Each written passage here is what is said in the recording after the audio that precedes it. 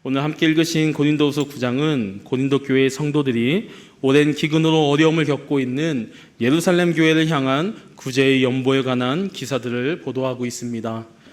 말씀에서 말하는 연보란 성경에서 여러 의미로 사용되고 있습니다. 구약에서는 성전의 유지 보수를 위해 바치는 성전세의 의미로 쓰였으며, 신약에서는 기근으로 인한 공고에 처한 예루살렘의 성도들을 돕기 위한 이방인 교회의 구제 헌금을 가리키는 말로 사용되고 있습니다. 특히 바울은 이 구제 헌금의 의미를 담고 있는 연보라는 단어를 로마서와 고린도 전후서에서 사용하였는데, 우리나라 말로 번역되면서 연보라는 한 단어로 기록되었지만 사실 성경의 원문에서는 여러 헬라어의 단어를 사용하여 연보를 표현하고 있습니다.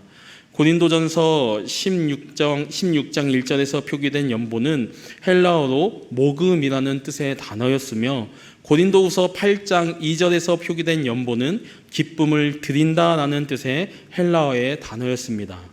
고린도후서 9장 5절에서 표기된 연보는 헬라어 단어로 좋은 모금이라는 단어였으며, 고린도후서 9장 13절에서는 연보는 헬라어의 원어로 교제라는 뜻을 담고 있습니다. 즉 바울은 누군가를 돕는 연보는 모으는 것을 넘어 기쁨을 드리는 것이고, 연보는 좋은 것이며 연보는 교제의 결과로 이어진다고 말하고 있는 것입니다.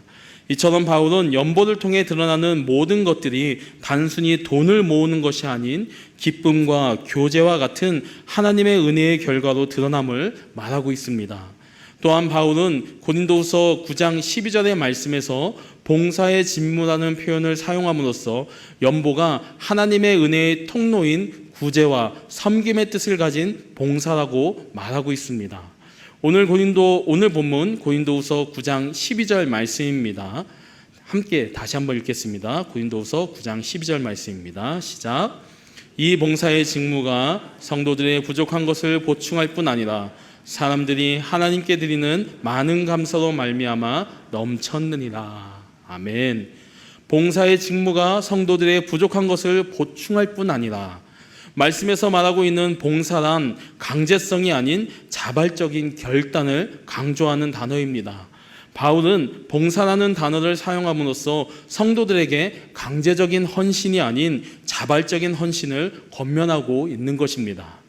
오늘은 이런 물질적인 구제인 연보에 대하여 말씀하고 계시지만, 앞에서 말씀드린 배경을 가지고 개인적으로 말씀을 묵상하였을 때 연보란 좁은 의미에서 구제의 헌금에 국한된 의미보다 그 근본이 되는 삶의 전반적인 분야에서의 연보, 나에게 주신 그 어떤 것으로 누군가를 섬기는 삶으로 드리는 삶의 연보, 즉 성도의 섬김에 관한 이야기가 아닌가라는 생각을 하게 되었습니다.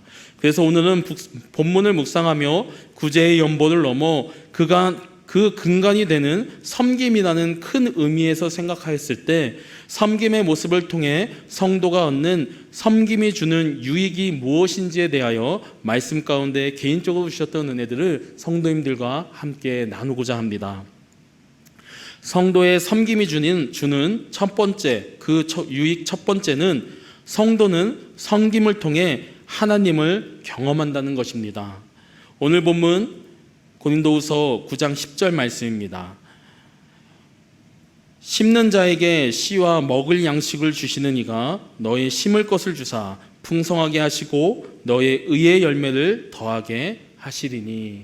아멘.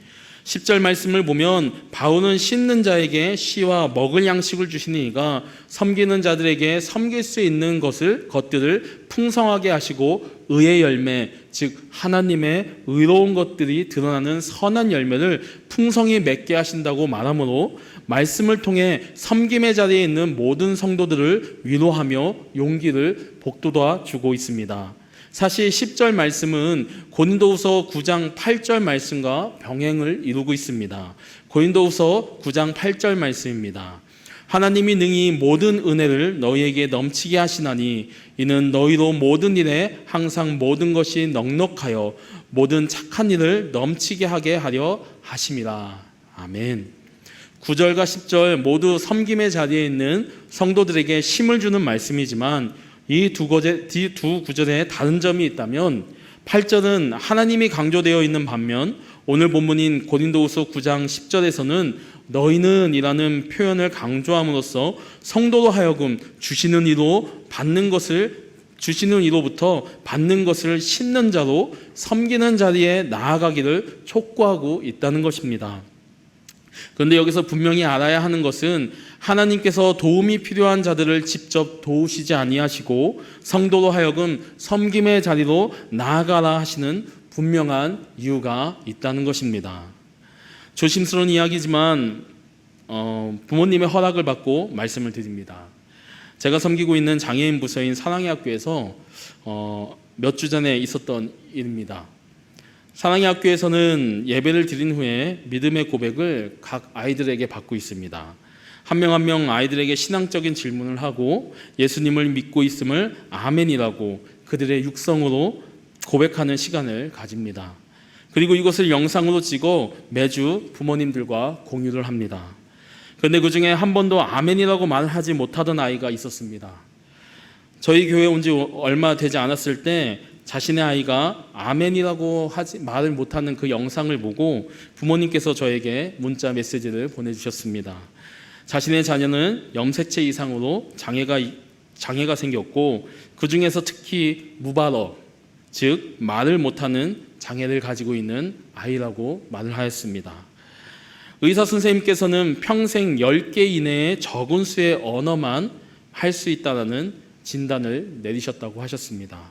그리고 자신의 아이가 아멘이라고 말은 못하였지만 마음으로 아멘이라고 말하였을 것이라고 말씀하셨습니다.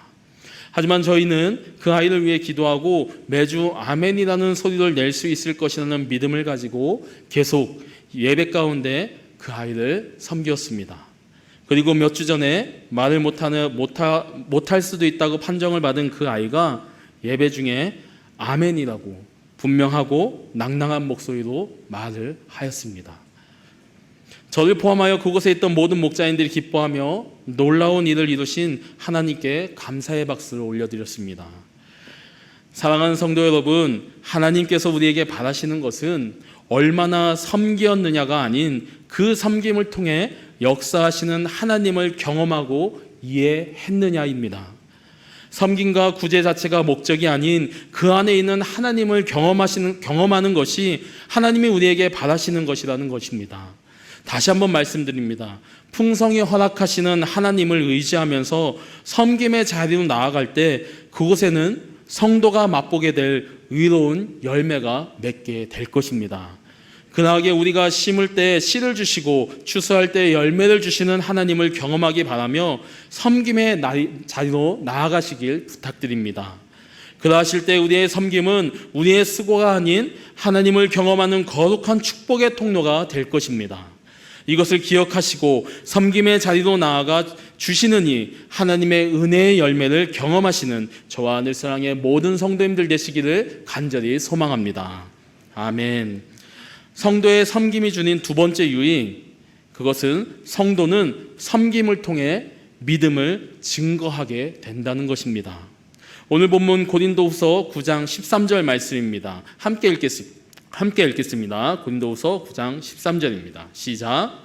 이 직무로 증거를 삼아 너희가 그리스도의 복음을 진실히 믿고 복종하는 것과 그들과 모든 사람을 섬기는 너희의 후한 연보로 말미암아 하나님께 영광을 돌리고. 아멘.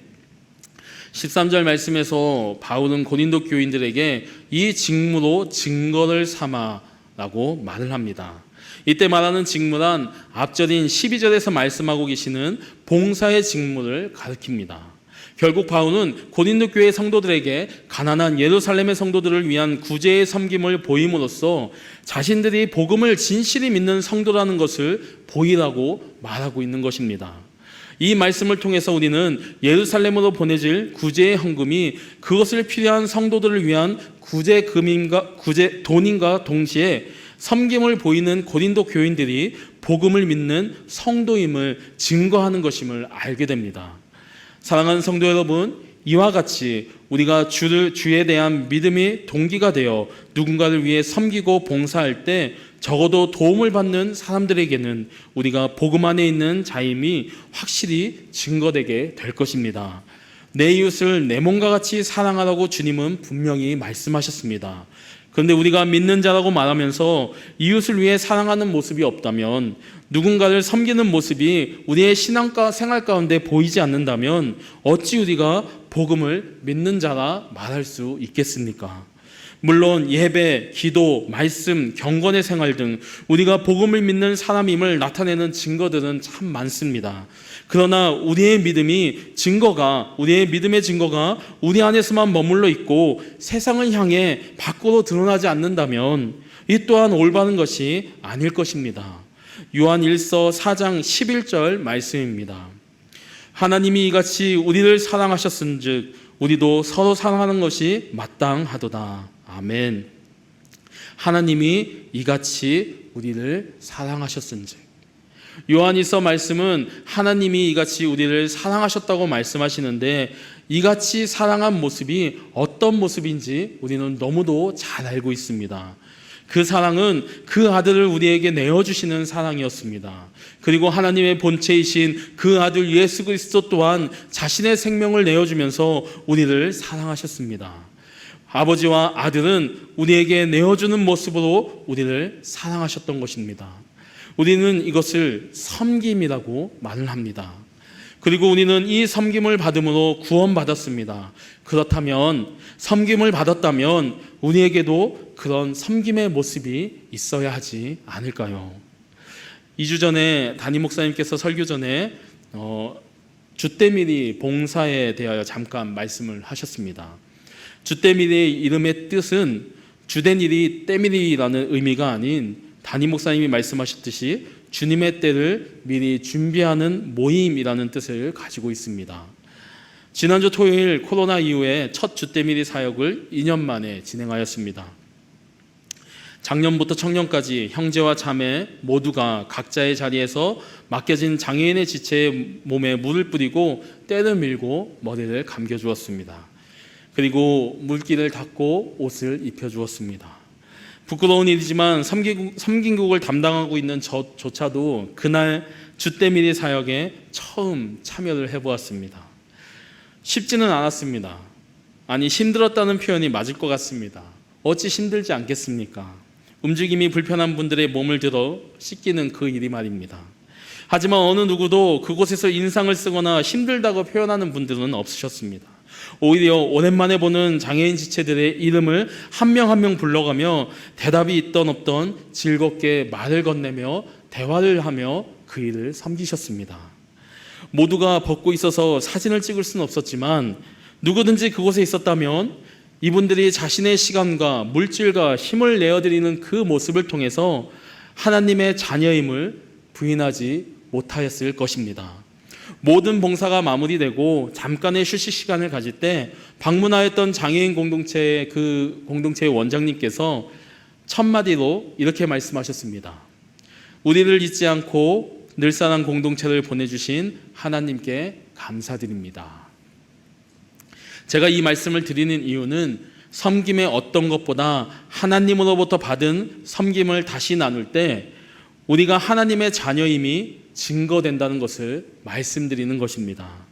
그리고 그 증거가 보여지는 곳에 반드시 하나님이 살아계심이 증거되고 그 행함의 주체가 되신 하나님께 감사와 영광이 돌아간다는 것을 말씀드리는 것입니다. 사랑하는 성도 여러분, 우리가 섬김을 통해 보여주는 믿음의 증거는 믿던지 믿지 않던지를 떠나 그 섬김의 대상으로 하여금 하나님께 감사와 영광을 올려지게 합니다. 그리고 이 과정이 되풀이될수록 우리가 성도됨의 증거를 넘어 우리의 주인 되시는 하나님의 존재가 증거되게 될 것입니다. 바라기는 이 사실을 믿으시고 언제나 섬김의 자리로 나아가시기에 힘쓰시어 자신의 믿음을 증거하심으로 하나님의 살아계심을 증거하시는, 그렇게 세상으로 하여금 하나님께 감사와 영광을 돌리게 하시는 저와 늘사랑의 모든 성도님들 되시기를 간절히 소망합니다. 아멘. 성도의 섬김이 주는 유익, 그 세 번째는 성도는 섬김을 통해 공동체의 하나됨을 경험한다는 것입니다. 오늘 본문 고린도후서 9장 14절의 말씀입니다. 함께 읽겠습니다. 고린도후서 9장 14절 말씀입니다. 시작. 또 그들이 너희를 위하여 간구하여 하나님이 너희에게 주신 지극한 은혜로 말미암아 너희를 사모하느니라. 아멘. 너희를 위하여 간구하며 너희를 사모하느니라. 여기서 너희는 지금 섬김의 모습을 보이고 있는 고린도 교회 성도들을 이야기합니다. 바울은 14절 말씀을 통해 고린도 교회 성도들이 예루살렘 성도들을 위해 구제의 섬김을 보임으로 이루어질 모습들을 말하고 있습니다. 그 모습은 예루살렘 교회가 은혜를 입은 자로서 은혜를 끼친 고린도 교회를 위해 열심히 기도하게 될 것이라고 말하고 있습니다. 그리고 사랑하고 생각하게 될 것이라고 말하고 있습니다. 그런데 여기서 우리가 알아야 하는 것이 있습니다. 그것은 지금 섬기는 고린도 교회가 섬김을 받고 있는 예루살렘 교회는, 고린도 교회와 예루살렘 교회는 각각 공동체로 보았을 때 서로 섬기고 인정하기 어려운 대상이었다는 것입니다. 이방인 교회인 고린도 교회는 헬라 문화를 가지고 있었으며 순수 유대인의 공동체인 예루살렘 교회는 히브리 문화를 가지고 있었습니다. 특히 전통 유대인으로 이루어져 있는 예루살렘 교회는 선택받은 민족이라는 선민의식이 가득하였습니다. 그리고 이러한 선민의식은 당시 이방인이라 여기는 헬라인들을 무시하는 성향을 가지고 있었습니다. 고린도 교회는 이런 예루살렘 교회를 알고 있었습니다. 그럼에도 불구하고 고린도 교회의 성도들은 예루살렘 교회의 성도들을 섬기었던 것입니다. 자신들을 무시하는 문화를 가진 사람들이었습니다. 더군다나 지역 간의 거리가 있기에 다른 지역에 가뭄이 있어도 자신들의 생활에 직접적인 영향을 주지 않는 한 동떨어져 있는 다른 공동체의 일이었습니다. 하지만 고린도 교회는 그 문화와 지역적인 장애물을 넘어 예루살렘 교회를 섬기었습니다. 그로 인해 지역과 문화의 장벽은 무너지고 서로를 기도하며 서로를 향한 사랑이 확인되는 놀라운 일들이 일어나게 되었던 것입니다. 고린도 교회의 성도들과 예루살렘 교회의 성도들은 섬김을 통한 하나됨을 경험하였던 것입니다. 사랑하는 성도 여러분, 이처럼 주 안에서 이루어지는 섬김은 공동체의 모습과 상관없이 우리를 그리스도의 몸된 하나의 교회로 묶는 능력이 있습니다. 에베소서 4장 15절과 16절 말씀입니다. 성도가 하나됨과 공동체됨을 이렇게 말씀하고 계십니다. 오직 사랑 안에서 참된 것을 하여 범사에 그에게까지 잘할지라. 그는 머리니 곧 그리스도니라. 그에게서 온몸이 각 마디를 통하여 도움을 받음으로 연결되고 결합되어 각 지체의 분량대로 역사하여 그 몸을 자라게 하며 사랑 안에서 스스로 세우느니라. 아멘. 사랑 안에서 참된 것을 하고 사랑 안에서 스스로를 세우느니라. 개인적으로 이 말씀이 머리 대신 예수 그리스도의 사랑 안에서 참된 섬김을 보이고 예수 그리스도의 사랑을 가지고 서로 섬기며 공동체를 이루라는 말씀처럼 묵상되었습니다. 바라기는 이러한 모습이 우리 늘사랑 공동체의 모습이길 간절히 소망합니다. 말씀을 나누며 앞에서 저희 교회 장애인 부서인 사랑의 학교와 섬기기 위하여 방문하였던 장애인 공동체의 이야기를 하였습니다. 그리고 그곳에서 하나님을 경험하고 믿음을 증거함과 동시에 감사를 올려드린 이야기를 전해드렸습니다. 여러분, 지금까지 말씀드렸던 이 모든 이야기가 바로 섬김을 통해 그 능력으로 하나됨을 경험하고 있는 공동체의 모습입니다. 이외에도 우리 주위에는 하나됨이 필요한 많은 공동체들이 있습니다. 교회 밖에서 만나는 이웃들, 교회 안에서 만나는 지체들, 몸이 연약함으로 힘들어하는 지체들, 먼 타지에서 복음을 들고 섬기고 계시는 선교사님들, 다 말하지 못하지만 우리는 좋던 싫던 이들이 섬김으로 공동체의 하나됨을 이루어야 할 것입니다. 왜냐하면 성도들과 저 또한 머리 대신 예수 그리스도의 사랑의 섬김으로 인하여 하나됨을 경험한 공동체이기 때문입니다. 한 머리에 붙어있는 우리가 섬김의 모습으로 먼저 나아가 또 다른 지체, 또 다른 공동체를 섬길 때 우리는 에베소서의 말씀같이 연결되고 결합되어 하나님의 허락하신 분량대로 우리의 몸을 자라게 하며 사랑 안에서 스스로를 세워나가게 될 것입니다. 그렇게 주님 안에서 우리가 하나 되어감을 경험하게 될 것입니다. 이것을 기억하시고 환경과 생각이 다르다 하여서 기피하지 마시고 이제 섬김의 자리로 나아가 주 예수 그리스도 안에서 하나됨을 이루는 저와 늘사랑의 모든 성도님들 되시기를 간절히 소망합니다. 섬김을 통해 하나님을 경험하고 섬김을 통해 성도임을 증거하며 섬김을 통해 공동체의 하나됨을 경험함을 말씀을 통해 나누었습니다. 그런데 여러분, 여러 이야기를 나누었지만 앞에서 말씀드린 섬김의 유익을 단 한 번에 보여주신 한 분이 계시다는 것을 우리는 알고 있습니다.